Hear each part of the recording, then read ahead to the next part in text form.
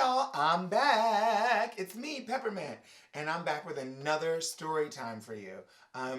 I've been thinking, I've just had some crazy fun experiences traveling the world after having been on Drag Race. And I just want to share a little bit about that with you. Now, I've been traveling for a long time, but I recently ran into a little bit of a crazy situation. Now, before I jump in, I want to make sure that I remind everybody to like this video and click subscribe so that you can get all the dish that is Miss Peppermint. But now with this week's video. This one's all about your identification and your documents. So I've been traveling for years. I've been taking planes for many, many years, doing shows with some of my favorite sisters like Sherry Vine, Lady Bunny. I've been traveling for a really long time.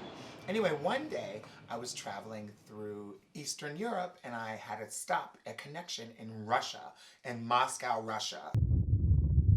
That should be the end of the story. But Russia's a beautiful place. There's beautiful people there and the airport is very lovely. I was trying to make a connection. I had probably about 15 minutes between my two flights.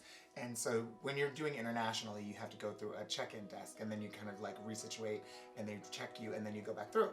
So I was in that process and I've been out as a trans woman for many years, but I hadn't yet updated my driver's license, my passport. So my identification was still with my old name and, with an older picture.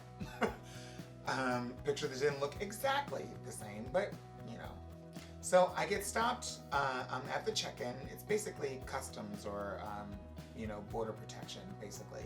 So the woman's at the desk and she's looking at me. She looks at my passport. She looks at me. She looks back at my passport. And she really looks at me. And then she looks at my passport like in disbelief. And she looks at me again. And I knew I'm in for a doozy here. I don't know how this is gonna end. So she ends up calling over some coworkers and colleagues. She's gesturing. She's not speaking to me in English. And I try to say to her, look, I think that you're having a problem with this identification. It's me. It's me. She's not buying it. She's not having it. And she detained me for about 30 minutes. And I almost missed my flight. I had literally like 2 minutes left. They were about to close the door. Eventually, another coworker came over and she reluctantly agreed that it is the same person.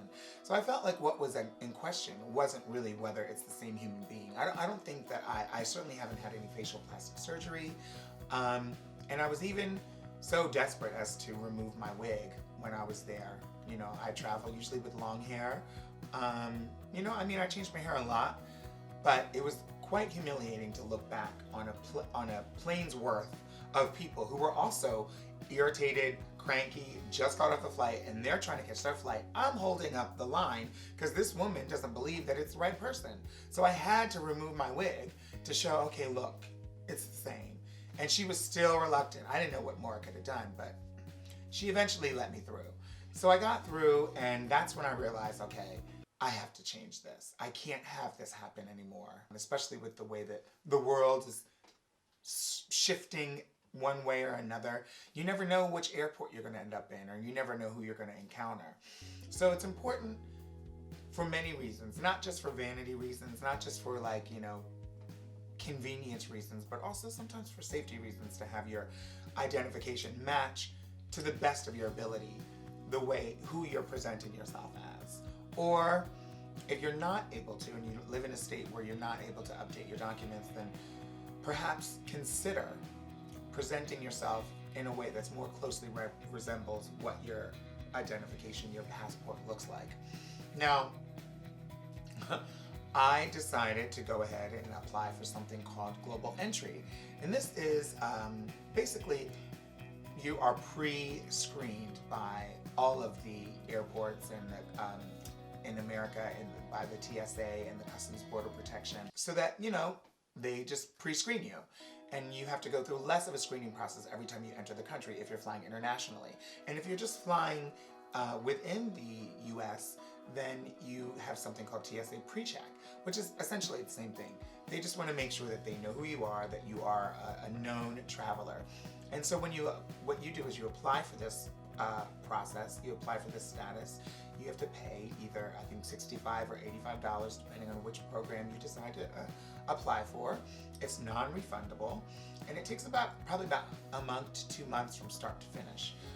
Everything happens online, and there aren't a lot of people that you can talk to. You just kind of submit your information, and then you get an email from like the computer.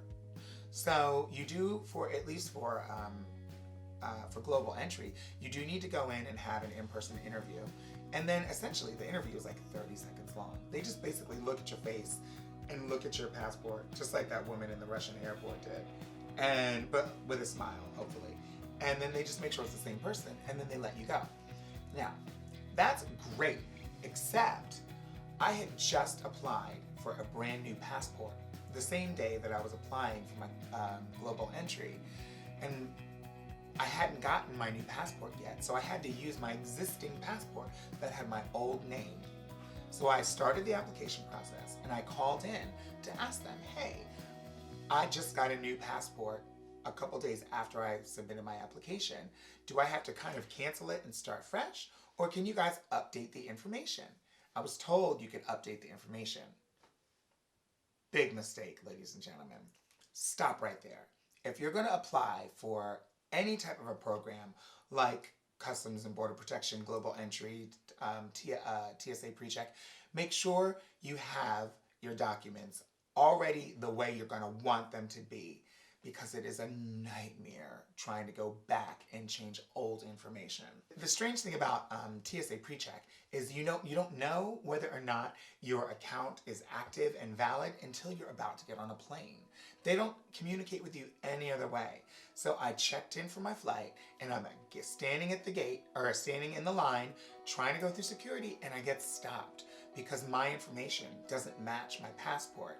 And it's a whole huge problem. I ended up getting it fixed, long story short, but it was a nightmare. And it really slowed me down about another month and a half. And I've been traveling that whole time, and it's been a huge inconvenience, because then you have to go through the same security that everyone has to go through, which is fine, but you have to go through and potentially get patted down. You have to get screened by the TSA. And honestly, I think the TSA is catching up, but there's some people working for the TSA who aren't caught up yet. So you get odd questions, invasive questions. They're just doing their job, but the best way to get around that is to have TSA PreCheck or Global Entry. So I definitely encourage you to apply for it, but make sure that you have your documents in order before you do, because it could be a huge headache. Believe me, I went through it. I don't want you to have to go through it. I want you to have more time to watch more of my videos, not sitting around applying for TSA PreCheck all the time. So that's my story. Make sure your documents match up. And if you're not quite sure if you live in a state where you're able to change your birth certificate or your driver's license or what it'll take, then you can go to the link below. For now, that is Story Time with Peppermint. Hey!